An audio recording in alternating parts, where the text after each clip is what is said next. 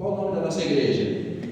Família de Jesus. Qual que é? Família de Jesus. Somos igreja? Somos família. Amém. Qual é a visão da nossa igreja? Qual é a visão? A sua igreja trabalha com o quê? A nossa igreja trabalha com cura e libertação. Mas qual é a base bíblica? Malaquias 4:6. Consegue colocar, Mateus? Vamos a Mateus hoje. Malaquias 4:6 é a visão da nossa igreja. O propósito da nossa igreja. Vocês visitam lá? Vocês vão fazer evangelismo da rua? Não. Se precisar, vamos. Mas não é o nosso foco. Qual é o nosso foco? Converter o coração dos pais aos filhos e o coração dos filhos. Esse é o nosso propósito.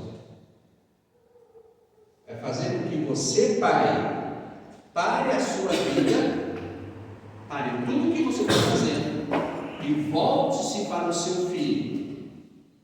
É fazer com que você, filho, pare tudo o que você está fazendo e volte-se para os seus pais, para que, caso contrário, você não faça isso, ou você não tenha esse tempo, maldição virá sobre você. Então, quando perguntarem para você com que a tua igreja trabalha, com o que vocês fazem, nós trabalhamos com bases de estruturação familiar, fazer os filhos se converterem aos pais e os pais se converterem aos filhos. Amém? Tem um texto de João 3,8, se me falha a memória, Mateus, quero compartilhar com vocês, antes de nós assistirmos o vídeo, para que você possa entender. Isso, João 8,36, esse aqui. Esse vídeo é 3,8, está vendo? Amém. João 8,36 diz assim: se, pois, o Filho vos libertar, verdadeiramente sereis livres. Quando é que você está verdadeiramente livre? Essa é uma pergunta muito interessante. A resposta está ali. Quando o Filho do Homem te libertar. Então, enquanto você não for liberto, você ainda não está livre. A pergunta inteligente agora é: liberto do quê? Do que nós precisamos ser libertos? Vamos lá. Se quando você não conhecia Jesus, você adulterava, você tinha amantes, você tinha outras pessoas além do seu relacionamento. Você se converteu a Cristo, você pode continuar com esses erros? Sim ou não? Não. Então, há uma mudança de comportamento, mudança de atitudes. Se você era brigão, você vivia em bar, brigando em bar, você pode ficar brigando? Não. Se você, mulher, brigava na rua, brigava no serviço, batia todo mundo, pode continuar fazendo? Não pode. Então, quando é que você vai ser liberto disso? Quando você aceitou Jesus, está tudo pronto? Não é, Jesus não é passe de mágica, pum, pronto, estou transformado. Não. Você tem que ser convencido pelo Espírito Santo.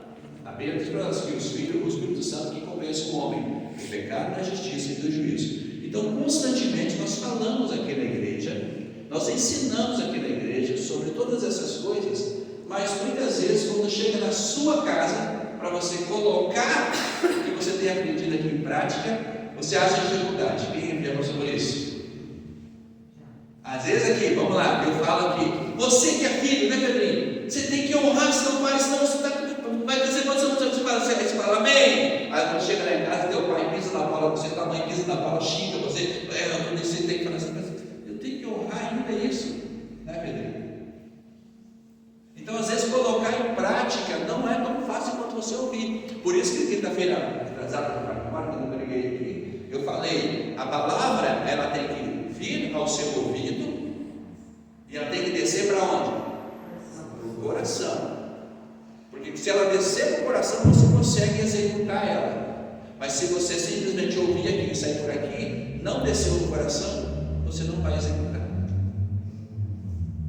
Então nós constantemente ensinamos, mostramos, falamos, mas colocar em prática não é fácil. Então eu quero mostrar um caso prático para você de cura e libertação. Eu quero ver o que vocês têm aprendido esses dias, esses tempos aqui na igreja. Amém? Pode colocar o versículo de 1 João, Mateus agora aqui. 1 João vai dizer assim. Isso aqui. Aquele que pratica o pecado procede de quem? Pesado isso, né? Aquele que pratica, irmãos, não é pecar uma vez, de vez em quando. Praticar é viver no pecado, é praticar, ser um agente do pecado. Uma pessoa que vive no pecado, não uma pessoa que pega, se arrepende, ou errou, se arrependeu, não. Uma pessoa que vive no pecado e se orgulha daquilo. Por exemplo, a pessoa diz, eu nasci pau, que nasceu torto, morre torto, eu bebia, meu avô bebeu, meu pai bebeu, eu vou beber até morrer. Isso aí é maldição, isso aí é quem vive nas garras do diabo. Então aquele que pratica o pecado procede do diabo, porque o diabo vive pecando. Então uma pessoa que vive pecando, não que peca de vez em quando, se arrepende, mas a pessoa que constantemente vive pecando desde o princípio. Ponto. Para esse tipo de pessoa, para pessoas que querem uma transformação, olha o que é o resto do versículo vai dizer: para isso se manifestou o Filho de Deus. 2 pontos. Ele deixou bem claro. Vou explicar para vocês por que Jesus veio ao mundo. E ele coloca então a resposta: para destruir as obras do diabo. Então a vinda de Jesus ao mundo tem um propósito, que é destruir as obras do diabo. Amém? Eu quero abrir um primeiro parênteses aqui. Quem já viu pessoas endemoniadas? Vamos lá, levante a mãozinha. Nunca viu você? Nunca viu? Quer ver?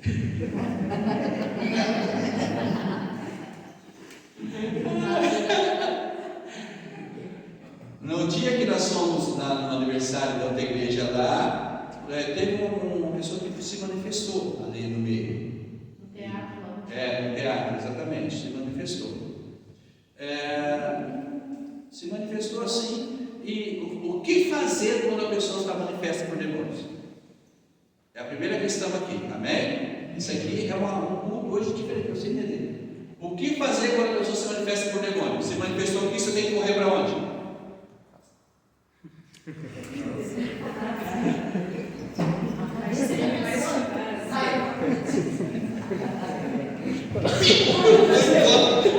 Eu vou embora daqui. Aí o diabo vai falar: ei, você está indo embora por quê? Eu te conheço. Aí você corre.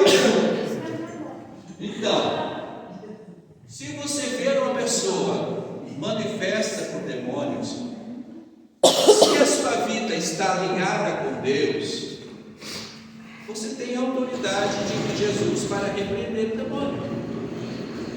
Como é que se repreende o demônio? Só isso? Só isso. Precisa saber o nome do demônio? Não. Precisa saber o endereço dele? Não. Precisa fazer entrevista? Como é que é o teu nome? Quantos anos você tem? De onde você vem? Não precisa. É só dizer: Satanás, em nome de Jesus, eu te repreendo, te dou uma ordem. Abandona esse corpo agora e vai embora em nome de Jesus. Amém. Pronto. A pessoa levanta na hora? Não. A pessoa fica ali mole, a pessoa fica meio perdido. Como saber? Primeira coisa é expulsar em nome de Jesus, amém? Como saber que o demônio foi embora? Essa é a chave. Pega isso. Como saber se o demônio já foi embora, se a pessoa já está liberta? Peça para a pessoa repetir isso. Jesus Cristo, repita comigo: Jesus Jesus Cristo. Jesus Cristo. Mas só que vocês são os endemoniados, tá? Só um exemplo, tá bom? Diga, Jesus Cristo. Jesus Cristo Se manifestou. se manifestou Em carne e sangue. em carne e sangue Para desfazer. para desfazer As obras do do diabo. diabo. Só isso. Só isso. Por quê? Nenhum demônio confessa que Jesus se manifestou em carne e sangue. Legal isso, né? Isso é conhecimento. Nenhuma pessoa possessa por demônio confessa que Jesus se manifestou em carne e sangue. Então, se a pessoa conseguir falar isso, ela está liberta, ela está mole, ela está cansada, exausta, está meio tonta, atordoada, mas está liberta. Ela pode estar com medo, ela pode estar com vergonha, tudo isso, mas endemoniado já não está mais. Aí existem outros casos que a pessoa, e daí eu vou mostrar um desses casos aqui. A pessoa está tão machucada, tão destruída pelos demônios, que ela não tem mais identidade própria, ela não consegue mais saber quando é demônio e quando é ela, porque as portas da vida dela espirituais estão assim, abertas. Então o que os demônios fazem? Entra E sai a hora que quer. Aí vocês falam, Satanás é de olho, vai embora em nome de Jesus. Aí a pessoa fica liberta, já não vai. Aí a menina te pega, eu estou com medo. E quando ela falou, eu estou com medo, o que ele vai fazer? Ele entra de novo, porque a porta está aberta. Então o segredo de uma pessoa liberta não é expulsar os demônios, é fazer o quê? fechar a porta. Fechar a porta. E é isso que nós ensinamos aqui na igreja. Nós não ensinamos você a expulsar demônio. Nós ensinamos você a fechar portas espirituais. Prepara o vídeo para mim lá, Mateus F8.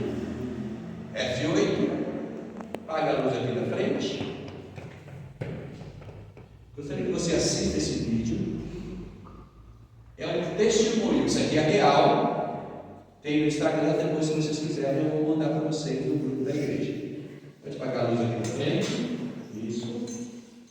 Quando eu conheci a minha esposa, o pastor dela me advertiu que eu deveria tomar cuidado naquele relacionamento. Eu conheci ela dia 2 de janeiro, dia 9 eu pedi ela em casamento. Em novembro de 2019 nós nos casamos, passou a lua de mel. Minha esposa foi diagnosticada com depressão severa, ansiedade generalizada, síndrome do pânico, síndrome das pernas inquietas, transtorno de bipolaridade. Passou 3, 4 meses, minha esposa foi diagnosticada com transtorno de personalidade limítrofe. Ela adquiriu 12 personalidades. Das 12 personalidades, 4 personalidades não me conheciam. Ela ficava às vezes em surto 24 horas dentro de um espectro de personalidade. Episódios consecutivos de tentativa de suicídio, automutilação várias e várias vezes. Essa Karen foi internada em clínica. Enforcamento, tentou. Esfaqueamento, tentou. Tomar mais de 2 cartelas de carbolítio, tentou. Se jogar de um lugar alto, tentou. As pessoas pediram para eu abandonar a Karen, pastores pediram para eu abandonar a Karen, porque eles falaram que o meu ministério tinha acabado.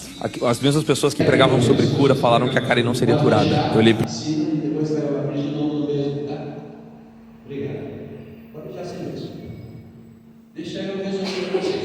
Ele conheceu a esposa dele e crente, muito certo, Deus fiel. Conheceu a esposa dele na igreja, se apaixonou, pediu ela em casamento, um mês e pouquinho, pediu em casamento, depois se casou, e quando ele se casa, ela vai para a lua de mel, ela descobre que ela tem problemas psicológicos, está em depressão profunda e distúrbio de personalidade. Para quem não sabe, distúrbio de personalidade, bipolaridade, pessoa que muda o comportamento abruptamente sem nada acontecer aparentemente. E ela tinha também distúrbio de personalidade. E a mais a fundo, o que acontecia? Ela tinha 12 personalidades. 12 pessoas dentro dela que se manifestavam do nada. Alguns starts, alguns momentos saíam da personalidade de uma para outra. E dessas 12 marido. Então, do nada, a mente saía, lembra que eu falei da porta aberta? A mente saía e vinha outra. E aí vem violência, tentativa de suicídio, tentativa de pular de lugares, saqueamento, tomar remédio, todas essas coisas, tentativa de... Me dá exemplo de pessoas que tentam se matar, o que elas fazem? Remédio, se cortam, se enforcam, se jogam na frente de carro, certo? Tudo isso. Próximo passo, a pessoa que está com a pessoa assim faz o quê? Leva para onde? Para o hospital. Hospital, o que o hospital, qual é o médico que cuida desse tipo de doença? Psiquiatra. Psiquiatria, ela trabalha com agentes ansiolíticos, remédios de tarja preta, aqueles que dopam a pessoa para que ela tira toda a reação da pessoa. Então, a pessoa, comumente, costumo dizer que dá uma ânsia cavalo, que é um remédio anestésico tão forte que tira o poder de reação da pessoa. Então a pessoa não tem mais essa força de vida, nem a força de reagir a tudo que ela vê. Então, aconteceu isso com ela, remédio ansiolítico, lítio, todas essas coisas, e nada resolveu. Tá? Vamos voltar aqui para nós. Quando uma pessoa se depara com um caso desse, o que fazer? A pergunta que eu faço a vocês: isso é natural ou é demônio? O que vocês me dizem? Pelo que vocês têm aprendido aqui na igreja. Vamos lá. Demônio? Sim, pode ser demônio. As duas coisas. Tá. A Bíblia diz: sobre tudo que você deve guardar, guarda o seu. Todo mundo aprendeu isso, certo? Porque dele procede as saídas para a vida, ok? Todos nós aprendemos isso. Então, guardar o coração é não abrir o seu coração para qualquer coisa. Quando nós temos aí Malaquias, devemos ter o coração se converter para quem? Para os pais se converterem para os filhos. Se é demônio, se é espiritual, o que essa pessoa tem, o problema são os demônios? Sim ou não? Qual é o problema dessa pessoa? E é isso que nós precisamos entender quando você se deparar com uma situação dessa. O problema é por onde os demônios estão entrando. Distúrbio de personalidade. Quantas personalidades nós temos? Uma pessoa sadia. Certo? Se a pessoa tem um distúrbio, o que está acontecendo? O que faz, por exemplo? O que faz agora você, Gilmar? Não agredir a sua esposa. Agora aí. Agora. O que faz você não agredir a sua esposa? Racionalidade. Controle. Pensamento. Eu tenho controle dos meus pensamentos. Então, você tendo o controle da sua mente, isso que impede de você ser um ser irracional. E esse controle da mente é trazer cativo todo pensamento ao Senhor. Então, quando você pega os seus pensamentos, você prende em Deus, você tem barreiras. O Espírito Santo coloca barreiras de limites.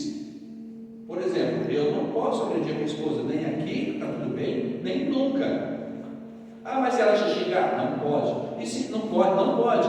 Eu não posso roubar nunca. Por quê? Porque eu sou cristão, eu não posso infringir essa regra. Então, esses limites nós colocamos na nossa mente. Uma pessoa que tem distúrbio de personalidade, as portas estão tão abertas, ela foi tão machucada, que todas essas barreiras que colocam limites nessas coisas foram derrubadas. Então agora há um entra e sai com constante de todo quanto é espírito. E isso nós chamamos de legião. Porque não tem mais controle, não tem mais portas que seguram. Ela não tem mais o controle da mente. Tanto que entra um, é uma festa. É uma festa espiritual dentro do corpo da pessoa. Só que maligna. Perceba que ele falou que ela tinha 12 personalidades. Imagina como é que conviver com uma pessoa dessa. Isso pode acontecer? Pode acontecer com qualquer pessoa. Mas quando é que isso acontece? Põe o vídeo de novo, Mateuzinho. Pode colocar de novo? Isso, por favor. O mesmo vídeo, tudo certinho. Pode parar aqui aqui na frente. Ele vai falar um pouquinho agora mais sobre o que aconteceu com essa pessoa para que tudo isso fosse a consequência de tudo isso fosse essa possessão demoníaca. Lembra que nós estamos falando de pessoas dentro da igreja. Não estou falando de todo mundo. Pessoas que se converteram a Cristo estão dentro da igreja. Amém? Vídeo volume primeiro, né? Volume primeiro, Mateuzinho, embaixo. Quando eu conheci a minha esposa, o pastor dela me advertiu que eu deveria tomar cuidado naquele relacionamento. Eu conheci ela dia 2 de janeiro, dia 9 eu pedi ela em casamento. Em novembro de 2019 nós nos casamos, passou a lua de mel. Minha esposa foi diagnosticada com depressão severa, ansiedade generalizada, síndrome do pânico, síndrome das pernas inquietas, transtorno de bipolaridade. Passou 3, 4 meses, minha esposa foi diagnosticada com transtorno de personalidade limítrofe. Ela adquiriu 12 personalidades. Das 12 personalidades, 4 personalidades não me conheciam. Ela ficava às vezes em surto 24 horas dentro de um espectro de personalidade. Episódios consecutivos de tentativa de suicídio, automutilação várias e várias vezes. A Karen foi internada em clínica. Enforcamento, tentou. Esfaqueamento, tentou. Tomar mais de 2 cartelas de carbolítio, tentou. Se jogar de um lugar alto, tentou. As pessoas pediram para eu abandonar a Karen, pastores pediram para eu abandonar a Karen, porque eles falaram que o meu ministério tinha acabado. As mesmas pessoas que pregavam sobre cura falaram que a Karen não seria curada. Eu olhei para eles e falei, vocês não entenderam, ela é meu ministério. E ela será curada por Deus. A fé é a certeza do que eu não via, mas eu tinha certeza. A Karen teve um histórico de abuso intenso na sua vida, dos 4 aos 12 anos. A Karen teve um episódio de abuso intenso dos 4 aos 12 anos por 4 pessoas diferentes que se revezavam no abuso. Dos 4 aos 12. Um entrava, abusava, saía, o outro entrava, abusava, saía, o outro entrava, abusava, saía, o outro entrava, abusava e saía. Como é que fica a identidade de uma pessoa dessa? Imagina com 4 anos, uma criança vendo tudo isso, 4 pessoas abusando dela, como é que ela sem defesa, sem nada, ela cresce com aquilo?